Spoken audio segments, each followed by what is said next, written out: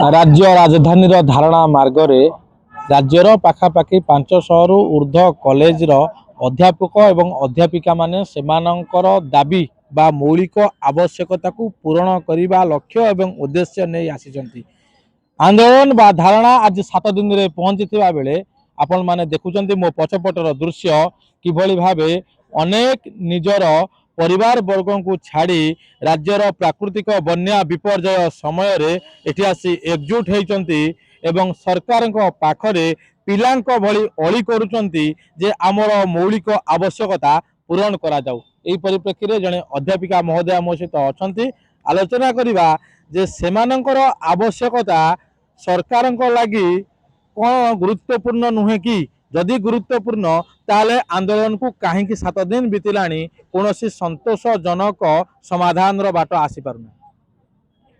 जय हिंद। राष्ट्र निर्माण करने माने सर्वदा भाषण दौरान सरकार राष्ट्र जो माने मेरुदंड से मान ऊपर हाथुड़ी पहाड़ पड़ जो माने सबू सोसाइटी को सबू ऑफिस को समस्त अनुष्ठान को पिला छात्र मान को मनीष कर पठाउछंती से मान को दबे दिया जाउची। अर्थात कौन अशिक्षित बा निरक्षर हो गले पिला माने एमानकु एमानकर शासन जाहिर कर ब्रिटिश शासन पर शासन जाहिर करने माने बोध हुए षड्यंत्र करुचंती किंबा एमाने गोटे बाहाना करी जे माने शांति प्रिय शिक्षक अध्यापक एमाने गंडगोल करिवे नहीं, एमाने कौनसी हिंसात्मक आक्रमण करिवे नहीं, धैर्यर परीक्षा से माने नौचंती किंतु धैर्यर सीमा एबे शेष होईची। आउ धैर्य धरी हब नहीं। 30 वर्ष 35 वर्ष चाकरी करी बेकार हाथ में खाली हाथ में लोक मैंने फेरुचंती। तेणु से जदि सरकार दाबी पूरण पाई खूब शीघ्र पदक्षेप न नेबे अनुदान पेंशन एवं चाकरी शर्तावली न देई जदि सरकार भावुचंती जे पुणी थरे से माने राजसिंहासन अधिकार करिवे ताहले से माने व्यर्थ स्वप्न देखुचंती एवं एक कथा हमें करई दबु नहीं। एक कथा मु आज सर्वसमक्ष रे कहूची। मैडम आपण चाकरी केते वर्ष हला कलेनी एवं जेमती कहले अनुदान पेंशन एवं शर्तावली ये जो तीनटा कथा को केंद्र करी आपण को चाकरी जीवन रे कोन असुविधा होउची? मु 30 वर्ष चाकरी परे अवसर नहीं सारिची। एप्रिल 30 तारीख रे अवसर नेली। दीर्घ 20 वर्ष 1000 2000 3000 टंका रे हमें चाकरी कलु।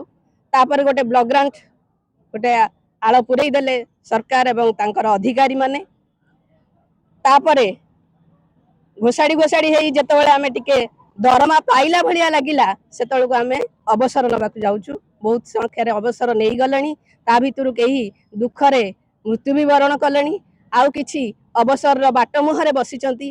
तेणु समस्तंकर आत्मसम्मान बोध समस्तंकर जो शिक्षक सम्मान शिखाई देछि सेही मान को एमाने अपमानित करी जो राजदंड रे आज बसैचंती सेमानक पई ईश्वर मध्य सहाय हेबे नै एक कथा मु कहूची एवं सर्वसमक्ष रे संकल्प नउची जे आंदोलन अब्याहत रहिबो जे पर्यंत हमर दाबी पूरण हेइ नै। आउ जण मैडम मते आछन सब बड़ गुरुत्वपूर्ण कथा होची लोकंको सरकार कुआ जाउची किंतु सरकार काहे कि आपन कथा सुननांती आपन दाबी मानु नांती आपण किछि अपराधर कथा कहउचंती कि बा आपण एमती किछि कथा कहउचंती जोटा गोटे सरकार पई बोझ होई जिवो बा भूताणु बाहक होई जिवो सरकार गोटे बैकफुट को पळी आसीबो से भली किछि कथा रहउची कि? प्रसंग तो से नहीं जो दाबी 3-4 आम उपस्थित नहीं कि आम राजधानी रे राजरास्ता बसुचु आज की गत 16 तारीख अगस्ट 16 दाबी दिवस दिन सरकार ए विषय आगुरी अवगत सरकार ए विषय आगुरी भी अवगत अच्छा जो नुआ सरकार आसिया पर बारंबार दृष्टि आकर्षण कर पुरातन सरकार भी कहला से कथा छाड़ मुझे विषय जाऊनी जेहेतु सरकार जदि सरकार ग्रहण करेंगे निश्चित भाव यू आम दाबी हासिल करके जीवु।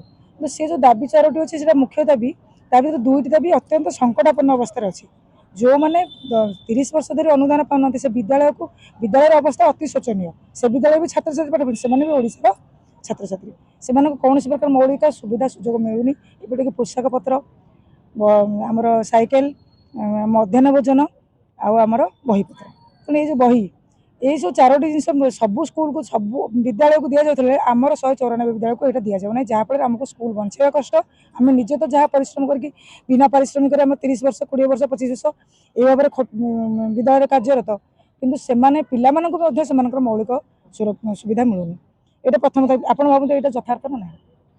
ଯାହାହେଲେ ଯଦି ସବୁଠୁ ଓଡ଼ିଶାରେ ସବୁ ବଡ଼ ଗୁରୁତ୍ୱପୂର୍ଣ୍ଣ କଥା ହେଉଛି ଯେ କୁହାଯାଏ ସା ବିଦ୍ୟା ଯା ବିମୁକ୍ତ ଶିକ୍ଷା କଥା ଯେତେବେଳେ କୁହାଯାଉଛି, କିନ୍ତୁ ଏବେ ବି ରାଜ୍ୟର 194 ଅନୁଷ୍ଠାନ ଖାତା ବହି ଯୋଗାଣରୁ ବଞ୍ଚିତ ବା ପାଠ ପଢ଼ା ଲାଗି ଯାହା ମୌଳିକ ଆବଶ୍ୟକତା ରହୁଛି ସେଥିରୁ ମଧ୍ୟ ବଞ୍ଚିତ। ମୁଁ ଯେହେତୁ ଜଣେ ସାର୍ ଅଛନ୍ତି, ଆମେ ସାର୍ଙ୍କ ସହିତ ଆଲୋଚନା କରିବା। ସାର୍, ପ୍ରକୃତରେ କଥା କ'ଣ, କାହିଁକି ବିଳମ୍ବ ଲାଗୁଛି? କୁହାଯାଏ ଯେ ବିଳମ୍ବିତ ନ୍ୟାୟ ନ୍ୟାୟ ନୁହେଁ। ତେଣୁକରି ଏ ତମାମ ଘଟଣା ଭିତରେ କ'ଣ ରହୁଛି କଥା ଆପଣ ଅନୁଭବ କରୁଛନ୍ତି 7 ଦିନ ହେଲାଣି ସମାଧାନ ହେଇପାରୁନି? ଦେଖନ୍ତୁ, ବିଳମ୍ବ କାହିଁକି ହେଉଛି ଗୋଟିଏ କଥା ତାର ଉତ୍ତରରେ ମୁଁ କହିବି ଯେ ସରକାର ଚାହୁଁଛନ୍ତି ଯେ ଏଇ ଯେଉଁ ବର୍ଗର ଅଧ୍ୟାପକ କର୍ମଚାରୀ ଶିକ୍ଷକ ଶିକ୍ଷିକା ଅଛନ୍ତି ସେମାନେ ରିଟାୟାର୍ଡ ନେଇଯାଆନ୍ତୁ। ରିଟାୟାର୍ଡ ନେଇଗଲା ପରେ ଶିକ୍ଷାର ଘରୋଇକରଣ କରିହେବ, ସହଜ ହେବ, ତାଙ୍କୁ ଅପୋଜ କରିବା ପାଇଁ କେହି ଆଉ ନଥିବେ। ସେଇଥିପାଇଁ କି ସରକାର ବିଭିନ୍ନ ଆଳ ଦେଖେଇକି ବିଳମ୍ବ କରୁଛନ୍ତି। ବିଳମ୍ବିତ ନ୍ୟାୟ ନ୍ୟାୟ ନୁହେଁ ଯେଉଁ କଥା କହିଲେ, ବାସ୍ତବରେ ଅକ୍ଷରେ ଅକ୍ଷରେ ଆମେ ଦେଖୁଛୁ, ବିବାହ ଲୋକରେ ବି ଦେଖୁଛୁ ବିଳମ୍ବିତ ନ୍ୟାୟ କେମିତି ହେଉଛି। ଭାରତବର୍ଷରେ ଏମିତି କୌଣସି ଶିକ୍ଷାର ଗୋଟେ ଅଦାଲତି ମକଦ୍ଦମା ନାହିଁ ଯେଉଁ ମକଦ୍ଦମାଟାକୁ 43ଟା ତାରିଖ ଗଲା ପରେ ମଧ୍ୟ ଫଇସଲା ହେଇପାରୁନି। ଅଦାଲତକୁ ମଧ୍ୟ ଭୁଆଁ ବୁଲାଇବା ପାଇଁ ଯେତେ ପ୍ରକାରର ମିଛ କଥା କହି ହେବ, ଯାହା ସମ୍ଭାବନା ଅଛି ତାହା ମଧ୍ୟ ଦିବାଲୋକ ଉପରେ କୁହାଯାଉଛି। ସେଠି କୁହାଯାଉଛି ଯେ ଏମାନଙ୍କର ପେନସନ ପାଇଁ 27,000 କୋଟି ଟଙ୍କାର ଆବଶ୍ୟକତା ଅଛି, ଯେଉଁଠିକି ପେନସନ ପାଇଁ 400-500 କୋଟି ଟଙ୍କା ହେଇଯାଉଛି ବୋଲି ଅଲରେଡ଼ି ଅଶୋକ ତ୍ରିପାଠୀ କମିଟି ମଧ୍ୟ ରାଜି ହୋଇଛନ୍ତି। 500 କୋଟି ଟଙ୍କା ଭିତରେ ସମସ୍ୟାର ସମାଧାନ ହେଇପାରିବ। 27,000 କୋଟି ଟଙ୍କାର ଆବଶ୍ୟକତା କୁହାଯାଉଛି। ଏଠି ସମ୍ପୂର୍ଣ୍ଣ ଯଦି ହିସାବ କରାଯାଏ, ମୁଣ୍ଡ ଗଣତି କରାଯାଏ, 35,000 ଅଧ୍ୟାପକ କର୍ମଚାରୀ ଶିକ୍ଷକ ଶିକ୍ଷିକା ଅଛନ୍ତି, କିନ୍ତୁ ତାକୁ ଅଦାଲତରେ କୁହାଯାଉଛି 7 ଲକ୍ଷ କର୍ମଚାରୀ ଅଛନ୍ତି। ତେଣୁ କି ପ୍ରକାର ବ୍ୟବସ୍ଥା, କି ପ୍ରକାର ସରକାର, କି ପ୍ରକାର ଅଦାଲତି କାର୍ଯ୍ୟକ୍ରମ, ଏ କଥା ଆମ ବୁଝିବା ବାହାରେ। ଏ କଥା ସବୁ ଲୋକଲୋଚନକୁ ଆସିପାରୁନି। ଆଗାମୀ ଦିନରେ ଏ ସଂଗଠନ ସେଥିପାଇଁ କି ନିଷ୍ପତ୍ତି ନେଇଛି ସବୁ ଜିନିଷ ଗୁଡ଼ାକୁ, ଏ କେବଳ ଶିକ୍ଷକ ସମସ୍ୟା ନୁହଁ, ଶିକ୍ଷକ ସମସ୍ୟା ସାଙ୍ଗରେ ଶିକ୍ଷା ବ୍ୟବସ୍ଥା କେମିତି ଠିକ୍ ରହିବ, ସ୍ୱାସ୍ଥ୍ୟ, କୃଷି, ସବୁ ପ୍ରକାର କଥା এই ସଂଗଠନ ବାହାରକୁ ଆଣିବ। ତା ବାଦ ଗୋଟେ ସବୁଠୁ ଆଶ୍ଚର୍ଯ୍ୟଚକିତ ହେଲା ଭଳିଆ କଥା, 194ଟି ବିଦ୍ୟାଳୟ, 194ଟି ବିଦ୍ୟାଳୟ ସମସ୍ତ ପ୍ରକାରର ଯେତେ ନୀତି ନିୟମ ଅଛି ସବୁ ନୀତି ନିୟମ ଭିତରେ ଥାଇକିରି ମଧ୍ୟ ଗୋଟେ ଛୋଟିଆ କାରଣ ଯୋଗୁଁ ତାଙ୍କୁ 30-32 ବର୍ଷ କାଳ ତାଙ୍କୁ ଗୋଟେ ଟଙ୍କା ବି ଅନୁଦାନ ଦେଉନାହାନ୍ତି। ଆଉ ଦୁଃଖର ବିଷୟ ହେଲା ସେ ପାଖରେ ଯେଉଁ ବିଦ୍ୟାଳୟଟି ଅଛି ସେ ବିଦ୍ୟାଳୟକୁ ତାଙ୍କ ପିଲାଙ୍କ ପାଇଁ ପ୍ୟାଣ୍ଟ ସାର୍ଟ, ତାଙ୍କ ପାଇଁ ମଧ୍ୟାହ୍ନ ଭୋଜନ ଦେଉଛନ୍ତି, କିନ୍ତୁ ପିଲା କ'ଣ ଦୋଷ କରିଥିଲେ ଆଙ୍କର? ଏଠି ଆଙ୍କ ପାଇଁ ପିଲାଙ୍କର ପ୍ୟାଣ୍ଟ ସାର୍ଟ ନାହିଁ, ଆଙ୍କ ପାଇଁ ମଧ୍ୟାହ୍ନ ଭୋଜନ ନାହିଁ। ତେଣୁ ଇଏ ସରକାର କି ଜନମଙ୍ଗଳ ରାଷ୍ଟ୍ର, ଇଏ କି ଲୋକ ସରକାର? ଆଶ୍ଚର୍ଯ୍ୟ ଲାଗୁଛି ଏ କଥା। ଧନ୍ୟବାଦ। ନିଶ୍ଚିତ ଭାବେ ଶିକ୍ଷାକୁ ବିଭାଜନକରଣ କରିବା ଲାଗି ଯେଉଁ ପ୍ରୟାସ ଚାଲିଛି ବା ଚେଷ୍ଟା କରାଯାଉଛି ତାହା କେଉଁଠି ନା କେଉଁଠି ଫେଲୁଅର ହେବ ବୋଲି କୁହାଯାଇପାରେ।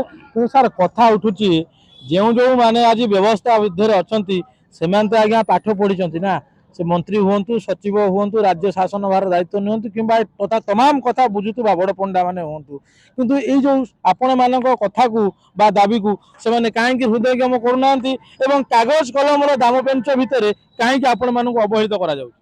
ଆପଣ ଯେଉଁ ବଡ଼ ପଣ୍ଡା କଥା କହିଲେ, ସେମାନେ ବିରୋଧୀ ଦଳରେ ଥିଲେ, ଏଠିକି ଆସିଛନ୍ତି, ଏଠିକି ଆସିକି ଯେଉଁ ବାରମ୍ବାର ଏଠିକି ଆସି କହିଲେ ଯେ ପେନସନଟା ଏଇଟା ନିହାତି ଦରକାର, ସେମାନେ ସେ ଭିଡ଼ିଓ ଏବେ ବୁଲୁଛି, ଚିଫ୍ ମିନିଷ୍ଟରଙ୍କର ଏବେ ସେ ଭିଡ଼ିଓ ପୁରା ବୁଲୁଛି, ସେ ସବୁ ଭୁଲିଗଲେ। ଆପଣ ଆଶ୍ଚର୍ଯ୍ୟ ହେବେ, ତମେ ତ ବି ପାଠ ପଢ଼ିଥିବ, ଓଡ଼ିଶାରେ ହେଉଛି 52ଟା କଲେଜ ହେଉଛି ଗଭର୍ଣ୍ଣମେଣ୍ଟ କଲେଜ, 20% ପିଲା ସେଇଠି ପଢ଼ନ୍ତି, ଆଉ 80% ପିଲା ଆମେମାନେ ଆମର ଏଇ 488, 662 ଏଇସବୁ କଲେଜ ଏମାନେ ସବୁ ପାଠ ପଢ଼ୁଛନ୍ତି। ଆମେ without pay, without payment, without pension ଆମେ ଆକୁ କ'ଣ କଲୁ ନା ଆମେ ଶିକ୍ଷାଦାନ 35 ବର୍ଷ 40 ବର୍ଷ ପୁରା ମାଗଣାରେ ଗଭର୍ଣ୍ଣମେଣ୍ଟ ମାନେ ଗୋଟେ ଫି ପାଇଗଲା। ତଥାପି ବର୍ତ୍ତମାନ ଏଇ ଯେଉଁ କରୁଛନ୍ତି, ସେ କହୁଥିଲେ ଯେଉଁ ଆମର କମିଟି ଗୋଟେ ବସିଲା, କମିଟି ବସେ ଯେଉଁ ଆମର 2 ଦିନ ଥିଲେ ଆମର ସେକ୍ରେଟାରୀ କ'ଣ ଅଜିତ ତ୍ରିପାଠୀ, ସେ ମଧ୍ୟ ଅଶୋକ ତ୍ରିପାଠୀ, ସେ ମଧ୍ୟ ଦେଲେ। ଆମେ ତାଙ୍କୁ ଦେଖା କଲୁ, କହିଲେ ମୁଁ ଅଲରେଡ଼ି ମୁଁ ଦେଇଦେଇଛି, ତମେ ପାଇବା ନ୍ୟାଯ୍ୟ। କିନ୍ତୁ ବର୍ତ୍ତମାନ କ'ଣ ଇଏ ମୁଁ ବି ଜାଣିପାରୁନି, ତାଙ୍କର କଥା ଗୋଟିଏ କାମ ଗୋଟିଏ ସବୁଠି ଦେଖିବ। ବର୍ତ୍ତମାନ ଏ ସରକାର କିଛି କାମ କରୁନି, ତାଙ୍କର କିଛି ମୁଣ୍ଡରେ ବି କିଛି ଆଉ ନାହିଁ। ବର୍ତ୍ତମାନ ଏ ସରକାର ଦେଖିବ ଆମ ରାସ୍ତାଘାଟ ଭୁବନେଶ୍ୱର ଗାଁ ଗହଳି ଦେଖିବ ସବୁଠି ଖାଲ ଖଲନା ସବୁ ପଶିଲାଣି, କେହି କାହା କଥା ଶୁଣୁନାହାନ୍ତି। ଆଗେ ସବୁ ଆଉଥିଲେ, ସବୁ ଆମେ ଶିକ୍ଷକ ମାନେ ଆସୁଥିଲେ, ସବୁ ସାର୍ ମାନେ ଆଉଥିଲେ, ସବୁ ଏମଏଲଏ ମାନଙ୍କ କ୍ୱାର୍ଟରରେ ଛାଡି ଦଉଥିଲେ। ଏପଣ ଯାଆନ୍ତୁ ଆପଣ ଦେଖିବେ କୋଉ ଏମଏଲଏ ପାଖକୁ ଯିବେ ସମସ୍ତଙ୍କ ଗେଟ୍ ବନ୍ଦ। ମତେ ଆଶ୍ଚର୍ଯ୍ୟ ଲାଗୁଛି ସେଇ କଥା। ଏ ବର୍ତ୍ତମାନ କେହି ଶୁଣିବାର ନାହିଁ, କେହି ମୁରବୀ ନାହାନ୍ତି, ଏଠି କେହି କାହା କଥା ମାନିବାର ନାହିଁ ଏଠି। ତେଣୁ ବର୍ତ୍ତମାନ ଆମେ ରାଜରାସ୍ତାରେ ଖାଲି ବାରମ୍ବାର କହୁଛୁ ଉଠିଯା, କାହିଁକି ଉଠିବୁ? ଏଠି ଆମେ କାହିଁକି ଉଠିବୁ? ଆମ ନ୍ୟାଯ୍ୟ ଦାବି ଅଛି। ଆମ କୋର୍ଟ ଯାଇକି ସୁପ୍ରିମକୋର୍ଟ, ମୋର ନିଜର କେସ୍ ହିଁ ସୁପ୍ରିମକୋର୍ଟ, ଟ୍ରିବ୍ୟୁନାଲ ଆମେ ଜିତିଲୁ, ହାଇକୋର୍ଟ ଜିତିଲୁ, ସୁପ୍ରିମକୋର୍ଟରେ ଆମ କେସ୍। ତଥାପି ଏମାନେ ଯାଇକି କହୁଛନ୍ତି, ଏଇ ଏଜି ଯିଏ ପାଇଛନ୍ତି କହୁଛନ୍ତି ଆମର 20,000 କୋଟି ଟଙ୍କା ପେନସନ, 400-500 ଟଙ୍କା ହେଇଗଲା ଆମର ପେନସନ। ମାନେ ଏତେ ଭ୍ରାନ୍ତ ଧରା ହଉଛି। ଆଡଜର୍ନମେଣ୍ଟ ହେଇଛି ଆମର କୋର୍ଟର ଯୋଉ ସେକେଣ୍ଡ ବେଞ୍ଚରେ 43 ଆଡଜର୍ନମେଣ୍ଟ ହେଲା, ହାଇକୋର୍ଟରେ ହେଇଛି, ସୁପ୍ରିମକୋର୍ଟ ଛାଡି ଦଉନାହାନ୍ତି, ଫାର୍ଷ୍ଟ ବେଞ୍ଚରେ ଆମେ ଜିତିଛନ୍ତି। ତେଣୁ ଏ ବର୍ତ୍ତମାନ କୋର୍ଟ ମାନୁନାହାନ୍ତି, କୋର୍ଟ କଚେରୀ କିଛି ମାନୁନାହାନ୍ତି, ଆଇନ ମାନୁନାହାନ୍ତି, ତାଙ୍କର ସିମ୍ପାଥି ବି ନାହିଁ। ସାର୍ ମାନେ ଏଠି ସବୁ ବସିଛନ୍ତି, ଏସବୁ ଜିନିଷ କିଛି ନାହିଁ। ତେଣୁ ଆପଣମାନଙ୍କ ମାଧ୍ୟମରେ ଆମେ ସରକାରକୁ ଚେତାଇ ଦେଉଛୁ, ତମେ ଏ ବିଷୟରେ ଯଦି କୌଣସି ଚିନ୍ତା ନ କରିବ ତାହେଲେ ଆମେ ଏଇ ରାଜରାସ୍ତା ଏଠି ଆମେ ଛାଡ଼ିବୁ ନାହିଁ କେବେ। 2036 ବିକଶିତ ଭାରତ ହବା ଲାଗି ଯେତେବେଳେ ସ୍ୱପ୍ନ ଦେଖୁଛନ୍ତି, 2026 ଯେ ବିକଶିତ ଭାରତକୁ ଆଗକୁ ବଢାଇବା ଲାଗି ଯାହାଙ୍କର ଗୁରୁ ଦାୟିତ୍ୱ ରହୁଛି, ସେମାନେ ଆଜି ହଜାର ହଜାର ସଂଖ୍ୟାରେ ରାଜରାସ୍ତାରେ ବସନ୍ତି। ସବୁଠୁ ବଡ କଥା ହେଉଛି ଏଇଠୁ ମାତ୍ର ମୁଖ୍ୟମନ୍ତ୍ରୀଙ୍କ ସରକାରୀ ବାସଭବନର ଦୂରତ୍ୱ 100 ମିଟର ହୋଇଥିବା ବେଳେ ନିକଟ ଅତୀତରେ ଦୁଇ ଥର ତାଙ୍କ ସରକାରୀ ବାସଭବନରୁ ସାପ ବାହାରିଥିବାର ଖବର ଆସିଛି। ଆଉ ଏମାନେ ଯିଏ ବସିଛନ୍ତି, ରାତି ହେଲେ ସେ ପାଲ ତଳେ ବା ଏ ଯୋଉ ରାଜପଥରେ ରାତ୍ରି ଯାପନ କରୁଛନ୍ତି। ତେବେ ନିଶ୍ଚିତ ଭାବେ ସରକାରଙ୍କର ହୃଦୟଙ୍ଗମ କରିବାର ଆବଶ୍ୟକତା ରହୁଛି। ଏମାନଙ୍କ ଦାବିକୁ ମାନିବେ ବା ଏମାନଙ୍କ ସମସ୍ୟାର ସମାଧାନ କରିବେ ନା ବିଶ୍ୱ ସ୍ତରରେ ସମାଲୋଚନାର ଶିକାର ହେବେ, ଏ ନିଷ୍ପତ୍ତି ଅନ୍ତତଃ ପକ୍ଷେ ସରକାର ବେଳ ଥାଉ ଥାଉ ନେବା ଦରକାର।